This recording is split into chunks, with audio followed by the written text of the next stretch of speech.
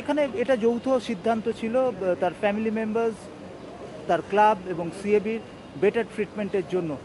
আমাদের বারবার বলা হচ্ছিল যে ভালো ভালো আছে ভালো আছে, কিন্তু ভালো থাকলে তার জ্বর হচ্ছে কেন, 3 দিন বাদেও সে কেন ফিট হচ্ছে না, কিন্তু তার আঘাত কতটা গুরুতর আমরা জানতে পারছিলাম না। সেই কারণেই ডক্টর বুদ্ধদেব সাহা এই মুহূর্তে এই রাজ্যের নয়, দেশের বিখ্যাত যিনি নিউরো চিকিৎসক, তার অধীনে এখানে ভর্তি করানো হয়েছিল। এবং সঙ্গে সঙ্গে এখানে কালকে ভর্তি করানোর সঙ্গে সঙ্গেই তাকে এখানে সিটি স্ক্যান করা হয়। এবং সিটি স্ক্যান করার পর যা চিকিৎসা সংক্রান্ত ইতিমধ্যে ডক্টর বলেছেন যে চিকিৎসার সম্পূর্ণ যে ব্যবস্থা সেটা এখানে নিউরোর ব্যবস্থা সেটা একমাত্র নাইটিঙ্গেলই আছে, তার ব্যবস্থা কিন্তু এখানে করা হয়েছে।